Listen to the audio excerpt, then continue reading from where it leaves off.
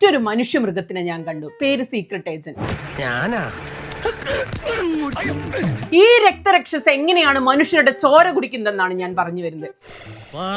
സ്വയം വിളിക്കുന്നത് social media influencer. പണി മറ്റുള്ള മനുഷ്യരുടെ ജീവിതത്തിലേക്ക് ഒളിച്ചു നോട്ടം. അതും വെച്ചിട്ട് വെള്ളത്തിലെടുത്താലുണ്ടല്ലോ തന്റെ കേന്ദ്രവും സ്റ്റേറ്റും കൂടെ ഞാൻ ഒന്നാക്കിക്കളെ. മനസ്സിലായോ? ഒരു കണ്ടന്റ് ക്രിയേറ്ററുടെ ഭാര്യ വേറൊരാൾക്കൊപ്പം ഒളിച്ചോടിപ്പോയി.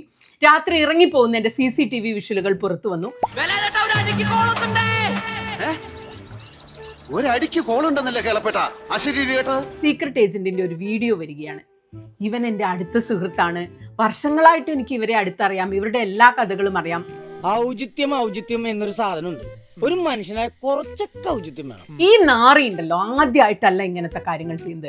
അതൊക്കെ നാട്ടുകാർക്കറിയാവുന്ന കാര്യം അല്ലേ? വ്യക്തിബന്ധം എന്ന് സ്ഥാപിച്ച് ഫുൾ വിവരങ്ങൾ ചോർത്തിയെടുക്കും. എന്നിട്ട് ഒരു ഒളുപ്പമില്ലാതെ അത് സോഷ്യൽ മീഡിയയിൽ വന്ന് കണ്ടന്റായി വിളമ്പും.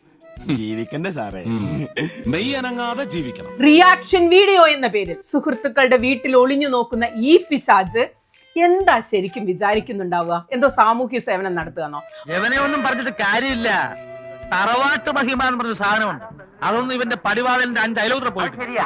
മനുഷ്യരുടെ വ്യക്തിപരമായ തികച്ചും സ്വകാര്യമായ വിഷയങ്ങൾ സോഷ്യൽ മീഡിയയിൽ വന്ന് വിളിച്ചു പറയുന്നതാണ് കണ്ടന്റ് ക്രിയേഷൻ എന്നാണോ ഇവൻ മനസ്സിലാക്കിയിട്ടുള്ളത്? മനസ്സിലാക്കി കളഞ്ഞല്ല. പിന്നെ ഇവനെ സുഹൃത്താക്കി വെക്കുന്നവർ സൂക്ഷിക്കുക. ഇവൻ ആരുടെയും സുഹൃത്തല്ല, വെറും ഒളിച്ചു നോട്ടക്കാരൻ മാത്രം.